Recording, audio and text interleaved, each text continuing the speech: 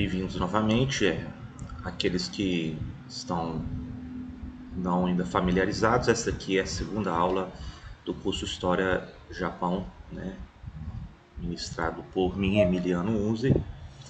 Os links abaixo eu coloquei as aulas anteriores, a aula 1, no período anterior a esses primeiros séculos depois de Cristo, e também como base de leitura de material eu me inspirei, né, pautei no meu livro História do Japão.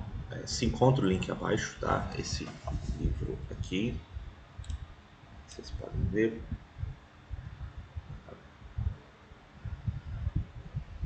E que eu acho que deve ser fundamental para o acompanhamento das aulas, né? Então, em termos temporais, já no terceiro século depois de Cristo, o Japão já se encontra numa situação crucial. Ainda não havia um Estado plenamente centralizado em todo o território, mas já há indícios de influências migratórias, culturais, vindos do leste asiático, retrabalhados da sua maneira. Eu coloquei aqui uma imagem de uma das páginas dos primeiras obras literárias do Japão, né, a coleção das 10.000 folhas, Manyoshu, né, que também retrata contos, parte delas, do budismo. Que é interessante, porque isso foi escrito no século VIII, final do século VIII, né, e vai demonstrar já a entrada de nova cultura, novas ideologias que vão se permear pelo reino japonês. Mas, voltando um pouco, temos então aqui já um dado, né, uma influência dos caracteres chineses, observa-se. Isso vai permanecer durante muito tempo como um privilégio de uma elite masculina, né? As mulheres da corte vão retrabalhar isso em outras escritas, como o hiragana, e vão compor os grandes épicos no século IX, décimo em diante. Então, o período Kofun, e aqui temos mais uma página do épico Manyoshu, né, vemos então o surgimento de um Estado mais organizado, né, sob o comando da família imperial Yamato. Né. Claro, é um período, pelo próprio nome Kofun, é um período em que já evidencia-se pelos achados arqueológicos inúmeros grandes túmulos de terra, os Kofuns, pelo território japonês, especialmente concentrados em Kyushu e o sul da ilha de Honshu, né? Então, por exemplo, existe, uma que é atribuída a uma imperadora, a Jingo, 273, 275 metros de extensão, muitos armamentos, armaduras de ferro encontrados, né? Também existe nesse período uma considerável coleção achada de argilas, de figuras adoráveis, né? Eu busquei aqui algumas, como a figura de um javali selvagem da coleção de Haniwa. Esse aqui é de um guerreiro de terracota, né? De argila também do período. Então temos aí já uma expressão artística considerável, até uma herança das habilidades ceramistas dos períodos anteriores, né? Ora, nesses achados isso já é um material já de riqueza para os arqueólogos, né? Isso tudo vai se concentrar em torno de algumas aldeias, cidades como Nara, Osaka, né? Ou Osaka, como se fala, já vão virar localidades de expressão no Japão, né? É claro que isso tudo a gente se apoia nas crônicas chinesas, né? Eles que buscam mais relatar, e que existe um período, um hiato das crônicas chinesas a respeito do Japão já no final depois de 250 depois de Cristo, justamente nesse período. Então existe uma lacuna de informações escritas, mas uma riqueza material apresentada. Existe também, então, relatos, os últimos relatos dos chineses desse período apontam para essa imperadora Atingu, né, e de que depois supostamente haveria uma tentativa dela de maneira mágica interromper a sua gestação para organizar uma invasão à Península Coreana, né. Não se sabe, isso ainda está no terreno mais das especulações, dos mitos, do que propriamente da história. Veremos que há um contato sim com algum reino coreano de Baekje depois, nesse período. Bom, a família imperial nesse período, na verdade, eles estão já localizados nesses túmulos, nos Kofuns, só que hoje existe uma problemática não impeditiva, mas muito cuidado desde o século XIX de agência da Casa Imperial Japonesa de preservar esses túmulos. Então, um acesso arqueológico a esses túmulos é problemático, né? Mas o fato é que há narrativas de que, como eu disse, primeiro, de uma lacuna de informações, segundo, de que existem evidências precárias de que houve uma invasão japonesa sobre a Península Coreana. Isso já no fins do quarto século depois de Cristo. 318 depois de Cristo, há relatos do registro de ascensão de um imperador japonês, o Sujin, né, da família Yamato, e isso de acordo com as crônicas organizadas no final do século VIII,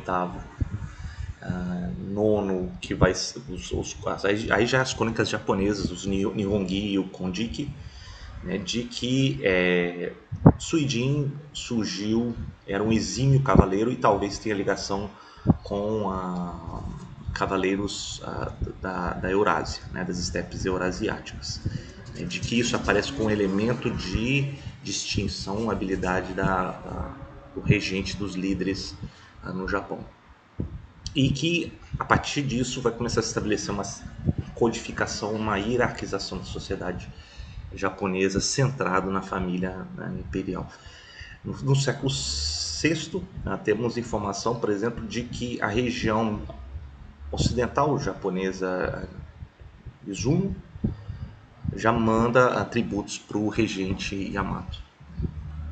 E no século VI também, o Estado já vai começando a se legitimar de maneira ideológica e religiosa, e a ascensão de uma clã poderosa, os Sogas. Esses Sogas, eles guardam vínculos com o reino coreano de Baekje, né, um dos que estava disputando a região na Península Coreana, e de que essa influência coreana, Baekje, vai trazer as influências coreanas, inclusive o budismo. Então, o budismo, ele entra aí via a ligação dos Sogas com o reino de Baekje, que tinha já promovido, já tinha aceitadas influências budistas vindos das terras chinesas, né? Além disso, os Sogas, eles vão trazer uma proposta de reestruturar a administração e o Estado japonês. Então, a definição de cargos, postos, né, não mais em termos de indivíduos, mas sim de grupos. Isso pode ter definido status, talvez até uma influência coreana e também confuciana nesse sentido, né, de tentar reestruturar de acordo com os códigos escritos, um Estado burocratizado e centralizado, né? E os Sogas vão permanecer como guardiões até desse próprio estruturação e do Estado Yamato até mais ou menos o século XII. Depois os Fujiwaras vão ser os mais influentes, né? E tal era a predominância dos Sogas que eles chegam a apontar, inclusive, e ocupam posições de comando, não propriamente do trono imperial, do Crisântemo, né? mas um alto cargo administrativo, como foi na pessoa do monarca do Suiko. E aí acende outra figura interessante, que é o do príncipe Shotoku, né? Ele está retratado aqui com suas duas filhas, né? Ele era filho por parte da mãe dos Sogas e segundo filho do imperador Yomei, né? Já aí no final do século VI, né? E Shotoku, ele vai trazer as influências confucianas chinesas para a corte imperial japonesa, né? Porque vai ser sobre o reino de Suiko e principalmente o Shotoku que ele vai promover o budismo, a construção de templos, escrita e filosofia chinesa pelo reino japonês. Ele vai reordenar o sistema de governo, centralizando, encorajando a ordem, a harmonia e a lealdade tão vigentes no pensamento legalista confuciano, né? E isso vai conferir maior legitimidade imperial japonesa. Então é um momento já de centralização e consolidação do Estado japonês, isso no século VI, né? E por volta de 645, a influência dos Sogas na corte imperial vai gradativamente diminuindo, os Fujiwaras vão começando a ascender, né? Um deles, a figura principal talvez seja aqui é uma vista de um túmulo Kofun em Sakai, na região de Nara. E aí um dos Fujiwaras mais notáveis desse período, meados do século VII, seja o do Kamatari. É interessante ver como ele é retratado como um cavaleiro exímio, né, com arco e flecha, já visível a influência dos cavaleiros das estepes asiáticas, né? E o Kamatari, ele já se portando como um líder administrativo e diante da figura até marcial dele, ele vai buscar, sob o reino do imperador Tenji, né, centralizar ainda mais o sistema imperial. E essa série de reformas vai ser conhecida como as reformas Taika, de 645. Então ali vai ser uma ampla codificação dos costumes, das leis, do ordenamento de taxação fiscal, de apontamento de cargos e por assim vai. Então estamos quase falando do nascimento do Estado Yamato, né, já a partir da reforma Taika de 645. E um dos aspectos cruciais, eu acho, dessa reforma foi a redistribuição de lotes de terra, né, ou seja, já uma capacidade latifundiária diante de senhores latifundiários locais, principalmente os arrozais, que é a principal base de riqueza e alimentação do Japão da época, alocando a arrecadação principalmente em natura da produção agrícola, né? As hierarquias e os cargos governamentais foram revisados, vigiados, tentando conter os casos de corrupção, algo que assola sempre o Estado japonês, o Estado chinês também na época já é notório isso, né? O fato é que é muito interessante, porque há aí incorporação de uma estrutura burocratizada parecida com o que acontecia na China. Não que seja um espelho, mas há uma influência decisiva. E isso vai ser algo extraordinário, porque em outras partes do mundo você ainda tinha um sistema, grande parte, um reino, um estado, que era aliado ou a famílias locais poderosas, ou até mesmo alianças com esses poderosos locais sem nenhuma estrutura unificada. Aqui não, aqui estamos propondo, como o reino chinês já apresentado, um sistema universal, né? Claro que haverá ainda privilégios de algumas famílias em relação às outras, mas existe já uma busca por uma maior universalização do Estado diante da população, né? E outra coisa que se estabelece também, o reino japonês ele deixa gradativamente de ser em trânsito, né? Ele já não é uma capital ambulante, típico de uma vida nômade anterior. Agora se estabelece em algumas cidades, né, como em Osaka. Então, no aspecto legal dessas reformas, há uma tentativa de padronização, de estender a lei e a ordem, tentando acabar com arbitrariedades e privilégios, né? No campo administrativo, os apontamentos legais eles vão racionalizar a burocracia, né? E tudo isso, claro, há um elemento de influência das ideias confucianas, né? Legalistas, né? Então esse período, essas reformas depois foram, com o tempo, mencionadas como Hitsuryo, né? A Hitsu são sanções penais e Ryo são instruções e normas para os oficiais do governo. Isso, junto com a reforma Taika, vai ser a primeira grande sistematização administrativa e jurídica do Japão, né? Sobre uma população que já estava se apresentando em torno de 5 milhões de súditos em meados do século VII. Então, em suma, no referido século, né, as condições sociais eram, primeiro, uma população gradativamente mais concentrada em aldeias e cidades, as áreas de cultivos estavam em expansão, em uma indústria de laca,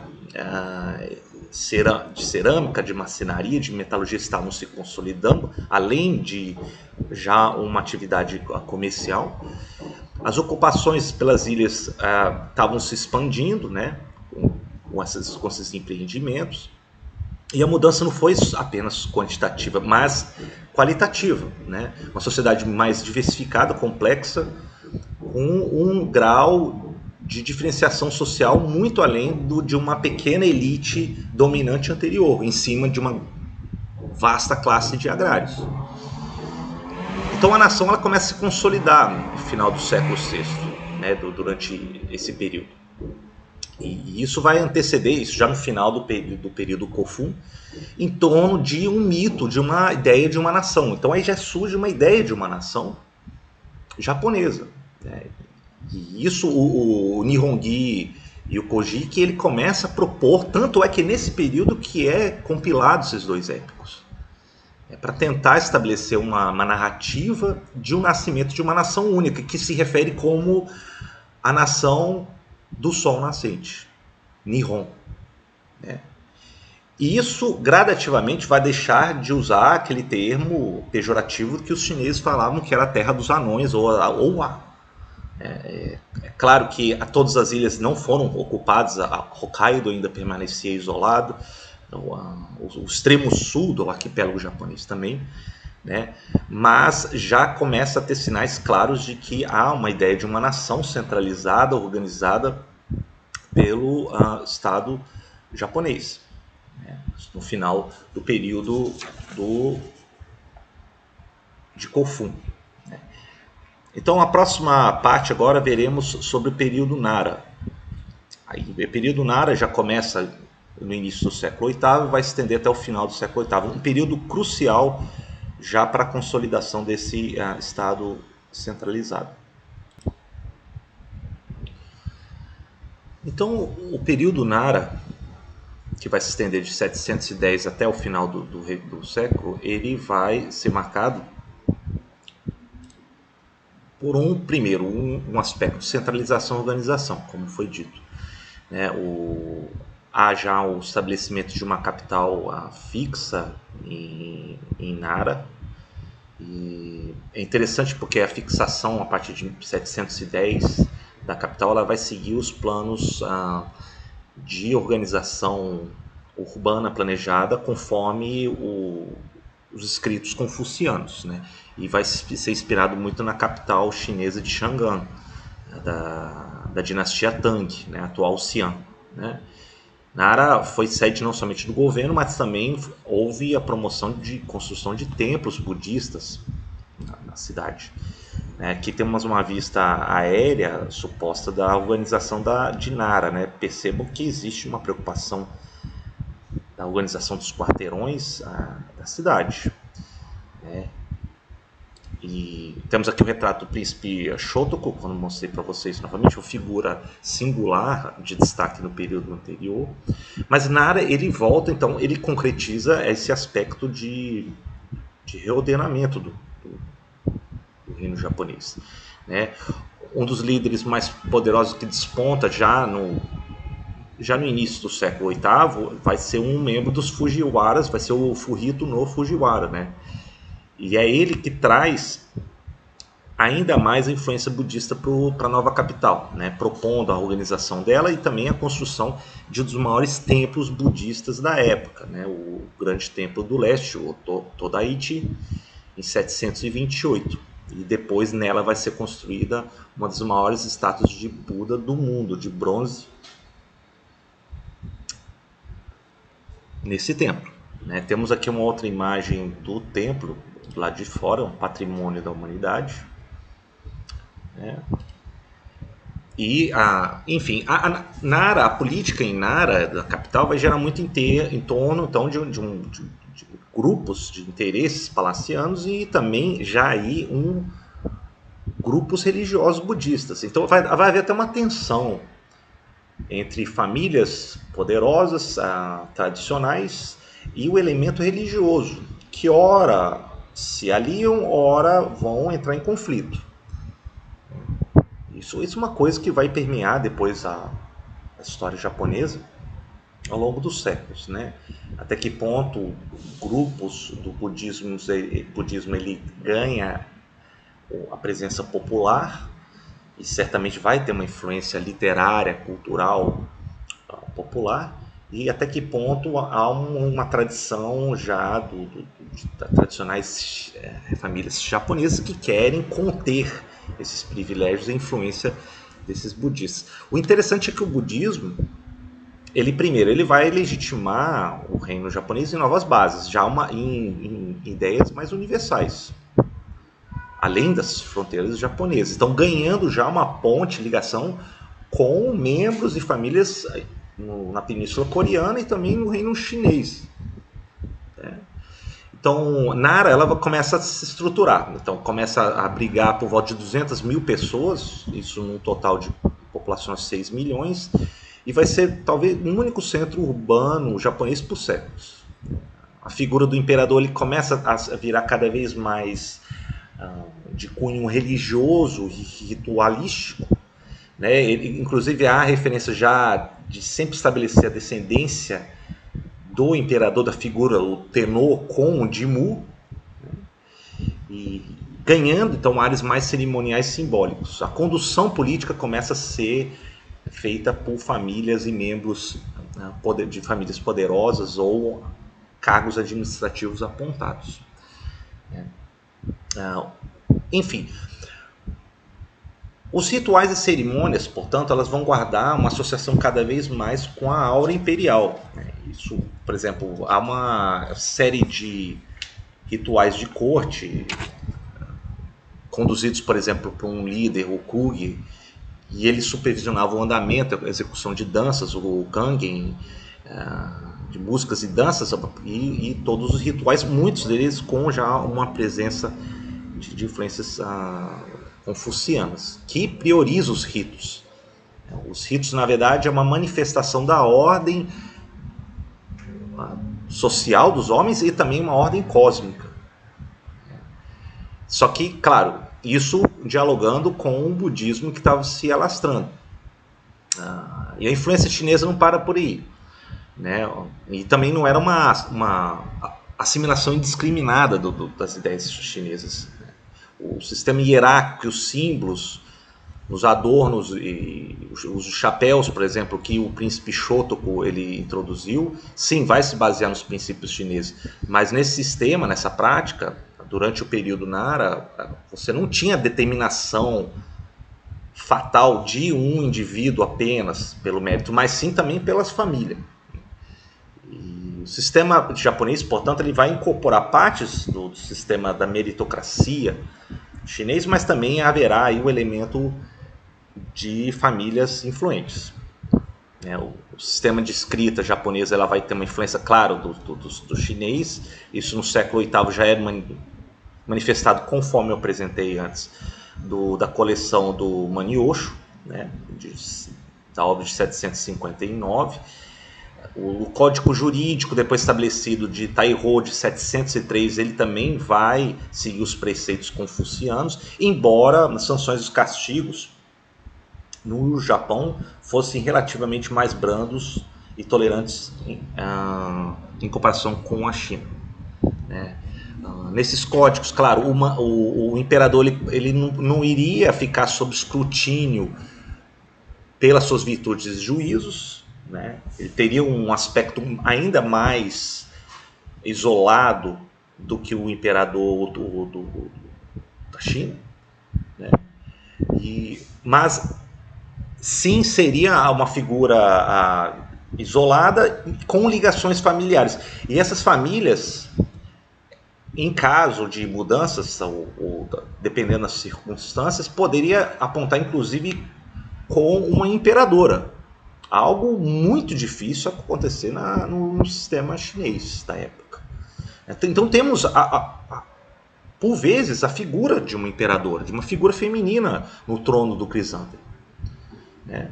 Então, por exemplo, já fora da corte imperial, em 735 acontece um surto epidêmico de varíola devastador na região sul do Japão, em Kyushu, né? Provavelmente vindos da Coreia via Fukuoka, e atinge inclusive alguns membros da família Fujiwara, né?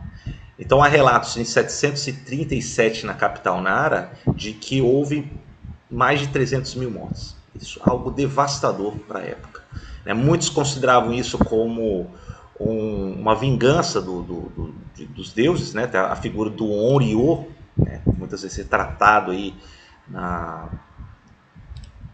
crença, na imaginação japonesa popular, né?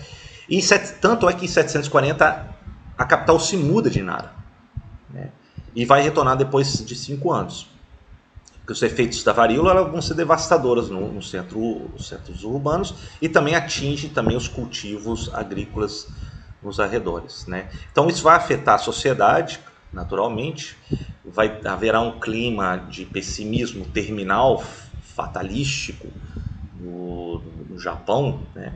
E gerando, claro, a escassez de comida diante da falha das colheitas, da fome, e decréscimo populacional. Então eu peguei inclusive um trecho aqui expressando as angústias, né, da fome, do destino que assombravam a época, um certo senso até de fatalismo budista. Peguei um trecho do Manyosho, que é sobre a pobreza, em que o mundo, né, que vastos como dizem ser o céu e a terra, para mim exíguos se tornaram. Embora luminosos digam o sol e a lua, na minha direção eles nunca brilham.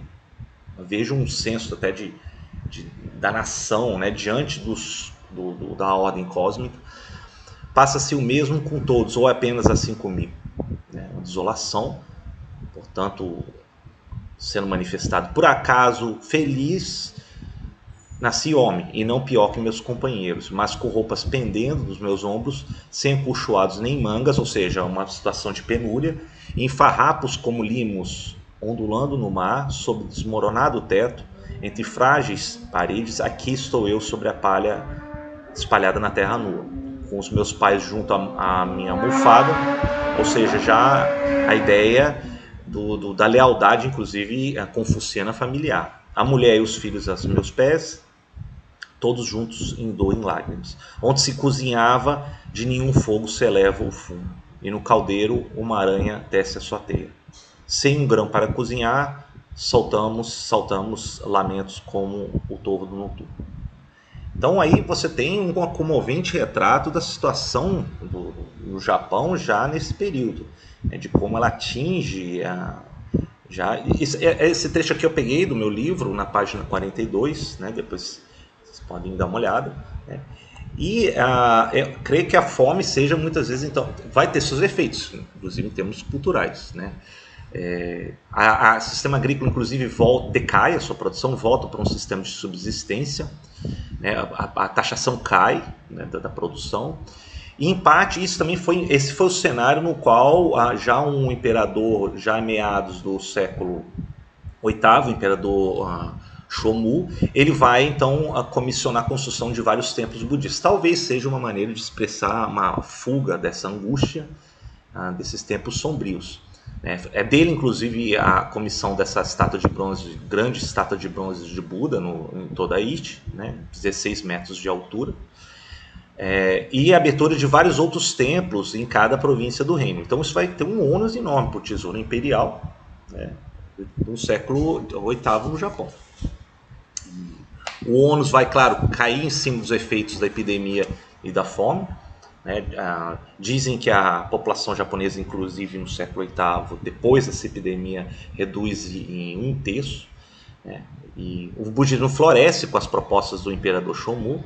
Né? Uma das filhas de Shomu, a imperadora Koken, por exemplo, vai buscar, inclusive, atrair estudantes budistas à corte, né? Vindos de fora, dos reinos coreanos ou da China. Né? Em 758, essa imperadora ela abdica, né? Diante dos conselhos de seu primo, e depois haverá uma rebelião contra essa imperadora porque ela favorecia muito um curandeiro budista, né, chamado de Dokyo. E depois ela, enfim, eventualmente ela assume novamente o trono como imperadora Shotoku, né, que vai reinar de 764 a 770. E nesse reinado dela, ela vai favorecer amplamente o budismo e fomentar a impressão de milhares de orações e pagodes em miniatura, né? Como esse que vocês estão vendo. Né? Isso por volta de 770. As ações da imperadora Shotoku vai favorecendo o clero budista, vai fazer com que haverá primeiro um crescimento da influência desses membros, né, que depois, nos anos seguintes à sua morte, os budistas vão novamente ver limitada a sua influência na corte imperial. Né. No aspecto internacional, do outro lado do Estreito de Tsushima, houve envio de várias missões da corte Nara para a China, da dinastia Tang. Isso é reportado, inclusive, a cada 20 anos eram enviados missões. Alguns estudantes japoneses, tanto budistas ou não, foram estudar na capital chinesa de Xangan, depois em Luoyang, entram em contato com a cultura chinesa. Né? Um desses estudantes, o Abino Nakamaru, né? Ele inclusive chega a ser aprovado nos dificílimos exames imperiais chineses, ele assume funções governamentais na China, inclusive. Nakamaru, por exemplo, ele serviu como governador-geral em Annan, no atual norte do Vietnã, de 761 a 767. Outros estudantes, depois eles voltam para as ilhas japonesas e vão ser promovidos a altos cargos governamentais no Japão. A China também, da dinastia Tang, ela envia oficiais, representantes ao Japão, né, como contrapartida. E aí você tem, então, um certo intercâmbio e troca entre o Japão e a China no século VIII. A relação com reinos coreanos, como de Silla, foi também promissor no período Nara. Né? Você teve algumas trocas diplomáticas. O reino de Balhae, por exemplo, no Nordeste, na Península Coreana, você vai estabilizar essas relações do Japão com o reino de Silla, que era o principal parceiro do Japão na Península Coreana. Balhae depois chega a enviar uma missão para o Japão em 728, foi recebido pela corte em Nara, né? E depois, com a ascensão de um antigo reino coreano mais amplo, o Goguryeo, você tinha já o estremecimento dessas relações da China com o Japão. As relações, bem na verdade, as relações com Balhae, do Japão com Balhae, principal parceiro coreano na época, vai perdurar até o século X. E nesse veio há trocas culturais, há trocas comerciais aí entre essas duas partes, né? Então isso acho que é a parte mais a destacar durante esse período final do período Nara. Então, somente para fazer considerações finais aqui da aula 2, eu novamente enfatizo a importância de vocês acompanharem em mapas, existe poucas leituras, e digo que esse meu livro todo, ele fundamenta, ele é a base da leitura, tem um link aqui embaixo. E a próxima aula veremos sobre o período Heian, né, que vai se estender aí no século IX, em que haverá um florescimento cultural, o nascimento da língua japonesa, grandes obras poéticas vão se dar durante esse período. Né? E aí depois, nos séculos posteriores, haverá um período de instabilidades e de guerra civil no reino japonês. Tá ok?